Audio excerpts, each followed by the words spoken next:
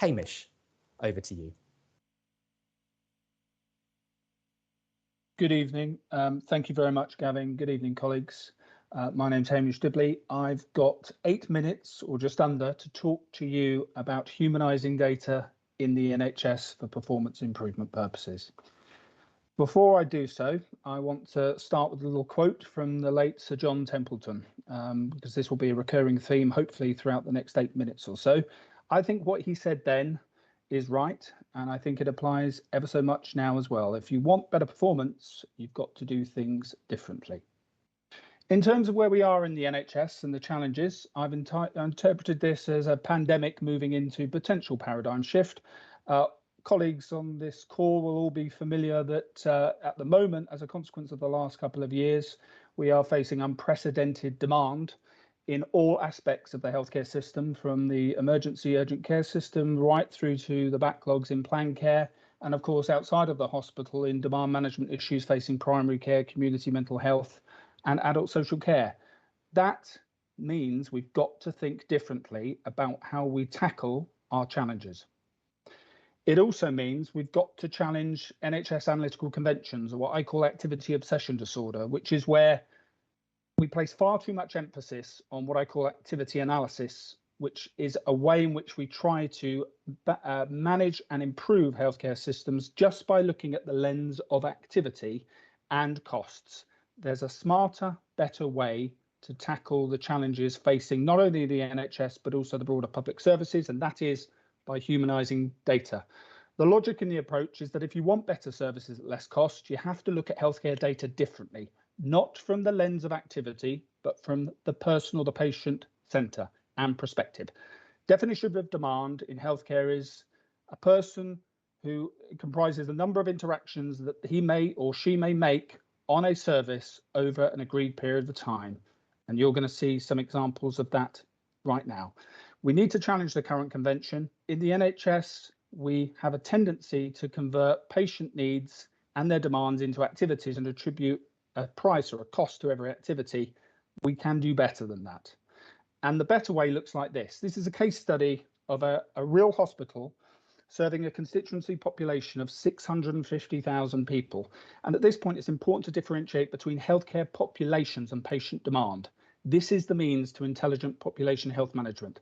Over time series data, which is more than one year's worth, this goes back multiple years, I can only put 2 years on a slide, you see what you see in front of you, which is the perception is rising demand, but actually demand in patient terms is far more stable. It's 227,000 people, less than 1% increase. Expressed in relative terms, that's a steady state of a third every year needing to use the acute hospital in one shape or form. Representing demand is running at 56%. Representing demand means that if we see you in year one, what's the probability we'll see you in successive years? That's extraordinarily high, and having done this over several areas now, it's a consistent theme that it's stable, it's predictable, but the representation of seeing the same patients every year is very, very telling. So we know 227,000 people come into this hospital system, and that's consistent across the NHS and where I've done this work elsewhere. The next question is to ask, how many people do we see in the urgent care system and the planned care system? Because what is really revealing is the fact that in healthcare, you're dealing with different customer bases. The people you see in the urgent and planned care system are generally separate. Where they collide and where they come across, and here you see 9.5%, are what I call the vital few. The vital few you find through segmentation analysis to create a typology of demand based on their consumption. In this hospital, remember it sees 227,000 people, it's actually 12,935 unique people that are behind a 20% of all the activity and 30% of the costs. So if we're serious at making indentations into demand pressures in urgent and planned care, we have to focus on these patients first. These are some Pareto charts looking just at A&E data. I want to focus on the first one for the brevity of time. It applies here too. The problem at the front door, and in this hospital it saw 90,000 people, is actually less than 4,000 people behind 20% of the work and over a fifth of all the A&E 4-hour breaches. Extended into the beds, again, we see the same phenomena. The problem isn't rising demand, it's the vital few. 2,000 patients behind 45% of the non-elective bed capacity. And this is a reoccurring problem year on year. Move that over to outpatients and in planned care. You see the same phenomena. It's a different sector, same problem. Top 5% of outpatient demand this time is on 6,544 people, responsible for approaching 20% of all the work, or as it says there, 31,000 separate work activities. That is extortionately high. A little bit about the vital few. It challenges common perceptions, this work. Half of them are under 65. They're not frail elderly. And tellingly, when you look at their use of condition profiles, you discover that 22% of the time that they come in, it is absolutely nothing to do with their chronic condition profile. So when we're thinking about healthcare populations, we need to have that in mind that, yes, every time they come in, we need to be conscious of understanding why they're coming in and relative to who they are as an individual, not just their conditions. And to conclude, by looking at the costs. The costs are a lagging indicator. The vital few here are estimated to cost this hospital in excess now of nearly approaching £130 million. The financial opportunities not only extend to improving performance against the targets, but also looking at the savings you can make and the reoccurring savings from a conservative base, as it's indicated there, 6 million, 13 million, 19 million pounds. It makes sense to focus on the vital few to see performance improvement. By way of conclusion and opportunities, unlike patient activity levels, patient demand is far more stable and predictable, but as I've articulated tonight, it is grossly uneven and therefore needs to be understood. All healthcare systems suffer from high levels of what's referred to as representing or amplification of demand amongst relatively small numbers of their local populations, the vital few. These people are geographically concentrated as well, and that's important to note. Moreover, when you extend the research and the data analytics out into the other fields beyond the hospital, you see that there is a strong association with these vital few patients consuming disproportionately high hospital care, not only in the acute sector, but also extending into the community mental health, adult social care, and primary care and ambulances too. So humanising the data as part of humanising healthcare is the means to intelligently and successfully tackling those principal performance challenges every local healthcare system faces. That's the means to achieving the healthcare holy grail. I'm going to conclude with a quote. It's important to note that all the problems that we face in our systems, the solutions to them are also in the system. We just have to have the right mindset and use the right methods. Thank you very much, Hamish. Just a reminder to everybody watching, if you would like to put your questions put your questions to me for me to put them to Hamish, please do use that. But do tell us who you are and where you're from as well. I think you may need to turn your camera on, Hamish, and then hopefully we'll be able to see you. Excellent. So we've got a question from Sam Smith from Med Confidential. Good evening and Happy New Year to you, Sam.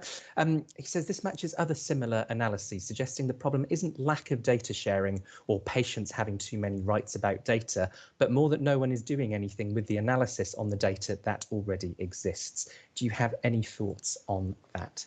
I would agree entirely. So part of this work is not only looking at what the problem is, you've just heard me talk for 8 minutes about that. So quantitative analysis can only ever tell you what the problem is. It can never tell you why, which is if I get invited, I'm fortunate enough to be invited back for another 8 minutes, I'll tell you the other part of the equation, which is some of the other techniques you use to deploy to understand how you actually then think about designing services that work effectively for these patients. Excellent, thank you. Well, I won't ask you to do another full 8 minutes, but I might ask a question which gets a little bit of that, which is, if you're a patient or a practitioner, what would a sort of humanising healthcare data revolution look like? How would it feel? What would it sort of look like on the ground, as it were? Well, it depends who you're asking. So if it's a healthcare professional, we'll start with that. It's about actually giving you the helicopter view first and foremost to actually understand the patients who are causing the pressure points in the various parts of the system. And that is as equally as important for a clinician as it is for an allied healthcare professional, as it is for a senior executive. At the moment, I think it was Stephen Dorrell some years ago when he was chairman of the Health Select Committee, he wrote a report talking about the system flying blind in the absence of intelligent information about demand. I would agree with him, but demand for me is person shaped. So it's about understanding who our customer bases are, who our people are, who our patients are, and then how appropriate it is that we're doing the nature of the activity, when we're doing it and where we're doing it. From the patient perspective, you will see a radical transformation in the way that we conceive and deliver of care. Too many times we face, and I've had personal experience of this only very recently, of failings in predictable planned care, for example, that shouldn't ever happen. So outpatient appointments that should be made that aren't made, cancellations of procedures at the last moment that shouldn't take place. Part of the reason why that happens is because, hopefully I've articulated that in the presentation this evening, we're trying to chase our tail by looking through the rear view mirror, by focusing on activity in the absence of understanding patients. Thank you. We've got another question from Anonymous. Good evening and Happy New Year to you, Anonymous.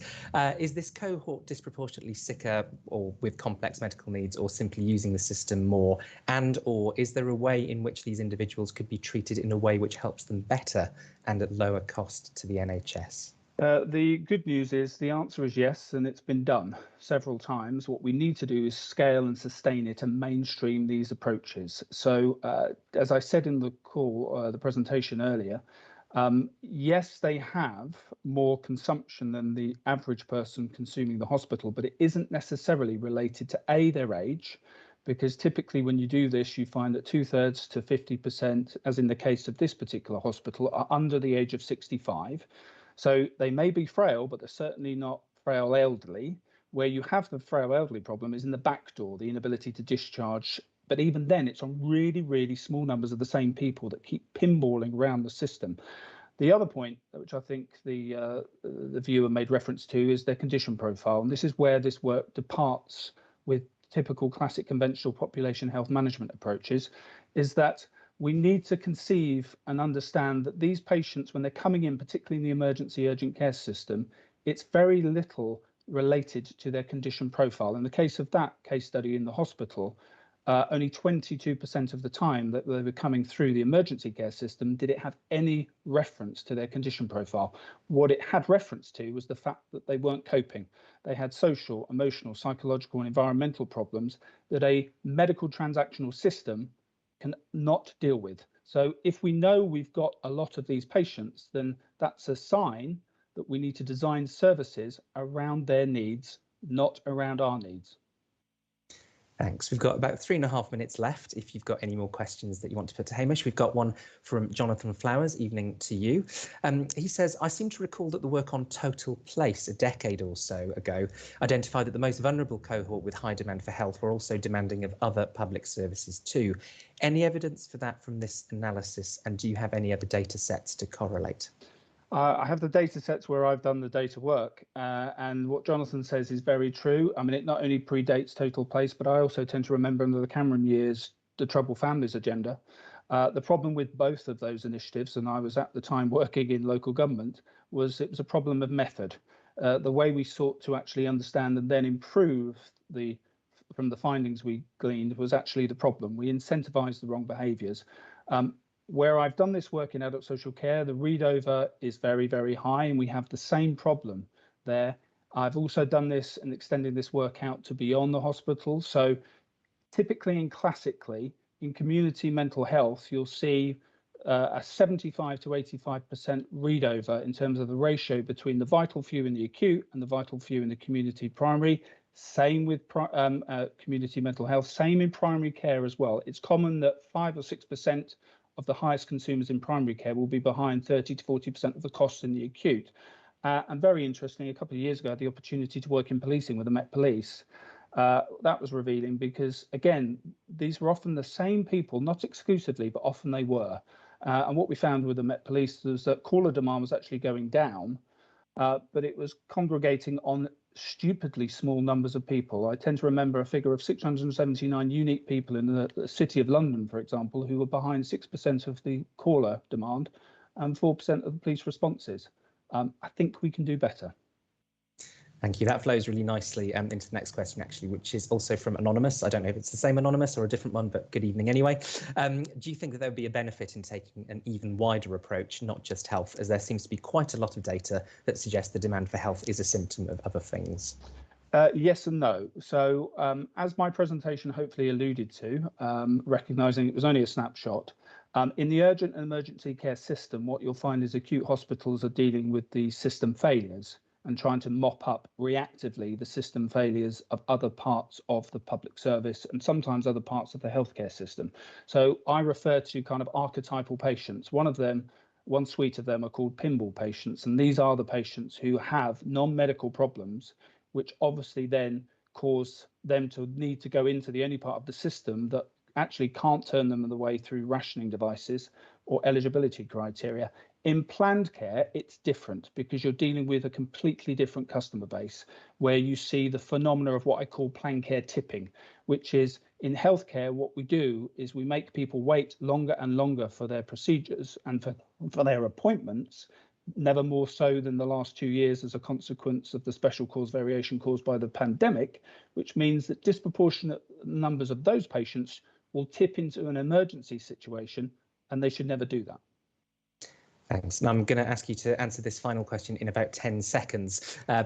You've mentioned age. To what level have other demographics of people been analysed? Are there any surprising findings, especially around intersectional characteristics people might have?